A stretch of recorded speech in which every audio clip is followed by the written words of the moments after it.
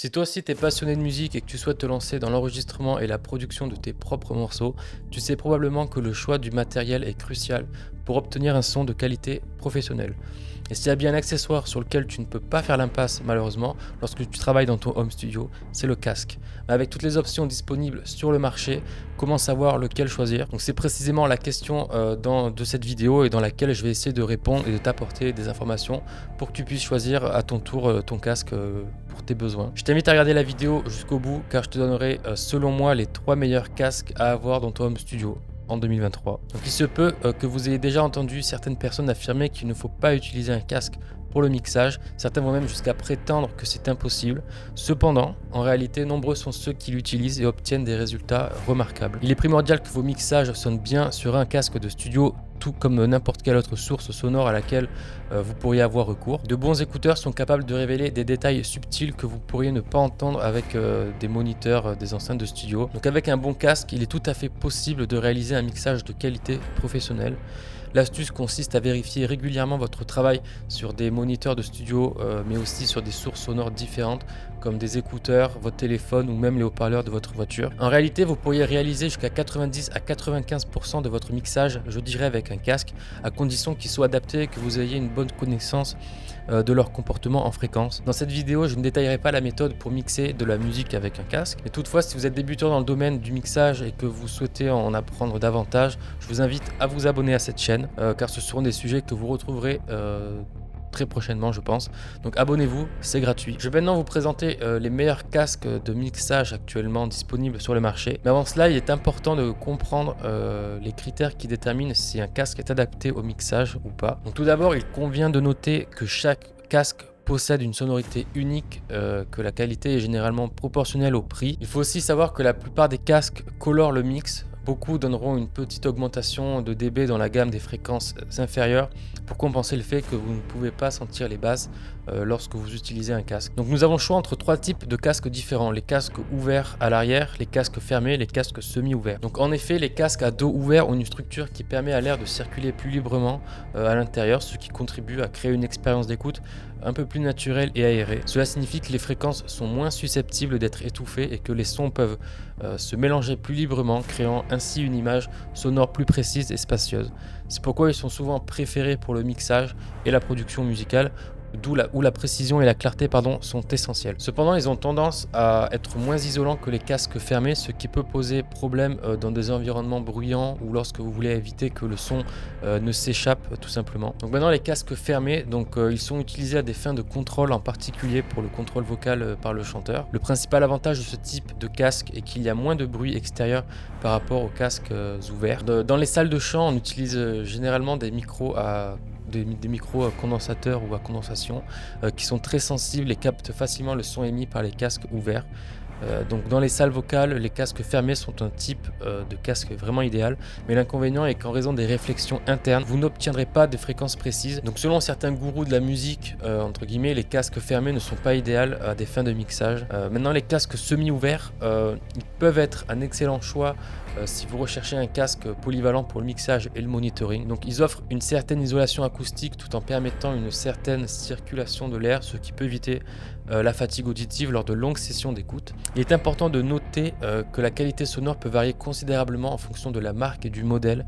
Il est donc important de faire des recherches et de choisir un casque de qualité adapté à vos besoins spécifiques. Donc la précision de la réponse en fréquence est essentielle pour obtenir un mixage de qualité professionnelle. C'est pourquoi il est important de choisir des casques de qualité supérieure qui offrent une réponse en fréquence plate et précise. Il est également important de prendre en compte la qualité de la construction et du confort du casque, car vous devrez les porter pendant des heures à la fois. De plus, il est conseillé de vérifier les critiques et les commentaires d'autres professionnels du mixage pour obtenir une meilleure idée de la qualité des casques avant d'effectuer votre achat par exemple. Donc maintenant, le confort, il est vrai que les producteurs de musique passent souvent de longues heures dans leur studio. Si vous n'êtes pas à l'aise pendant une longue séance, cela peut affecter votre productivité et votre créativité. Cela est particulièrement important dans le choix de votre casque Les casques doivent être confortables pour éviter toute fatigue ou inconfort pendant de longues sessions d'écoute. Donc les casques à dos ouvert sont souvent considérés comme plus confortables car la pression d'air à l'intérieur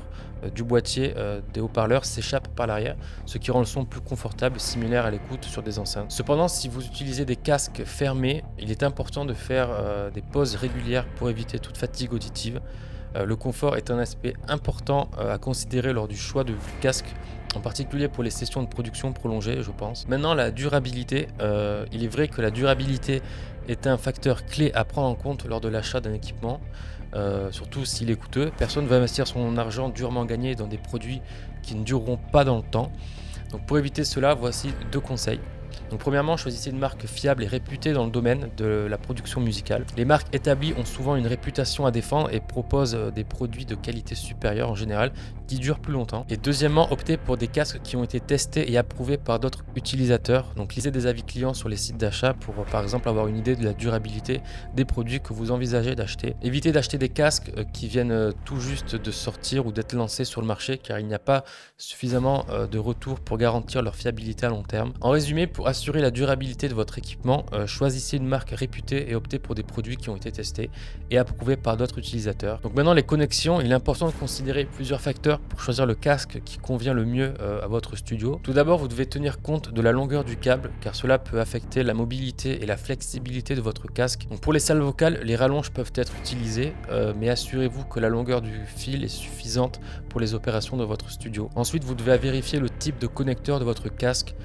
Les casques sont disponibles en 2 types de connecteurs, donc un quart ou un huitième je crois. La plupart des interfaces audio et des amplis casques ont des connecteurs un quart. Donc si votre casque a un connecteur un huitième, vous aurez besoin d'un adaptateur, vous l'aurez compris. Si vous prévoyez d'utiliser votre casque à l'intérieur d'une cabine vocale, assurez-vous qu'il convient à cet usage. Certains casques peuvent ne pas convenir à cet usage en raison de leur conception ou de leur isolation acoustique. Donc faites attention et renseignez-vous bien avant, tout simplement. Donc maintenant pour ce qui est du prix, il est important de ne pas se laisser influencer uniquement par le prix d'un casque de studio. Il est préférable de prendre en compte les spécifications techniques et les avis des clients pour prendre une décision éclairée. Parfois, des casques de studio moins chers peuvent avoir des caractéristiques similaires à celles de modèles plus coûteux, mais cela dépendra également de vos besoins et de vos préférences personnelles. Il est également important de garder à l'esprit que la qualité sonore et le confort peuvent avoir un impact significatif sur votre travail de production, donc choisir des casques de studio de qualité peuvent être un investissement judicieux à long terme. Donc maintenant la question qu'on pourrait se poser, faut-il un ampli pour le casque? En règle générale non. Cela s'explique par le fait que la plupart des interfaces audio ou tables de mixage sont équipées d'un amplificateur intégré pour une ou deux sorties casque normalement. Cependant, si vous utilisez plusieurs casques simultanément et que votre interface audio ne dispose que d'une sortie casque, vous aurez besoin d'un amplificateur de casque supplémentaire dans votre studio. Donc maintenant les 3 meilleurs casques pour ton home studio. Je ne vais pas te faire un classement déjà parce que je ne les ai pas tous essayés, mais je vais simplement te donner les 3 qui sont très populaires dans le monde du home studio et qui ont beaucoup d'avis positifs sur internet. Donc l'Audio Technica M50X, un super casque qui offre de belles réponses en fréquence. C'est le casque que j'utilise et que je vous recommande. Il a une impédance de 38 ohms, donc vous pouvez l'utiliser sur une large gamme d'appareils. Je ne sais pas si je vais bien prononcer le nom.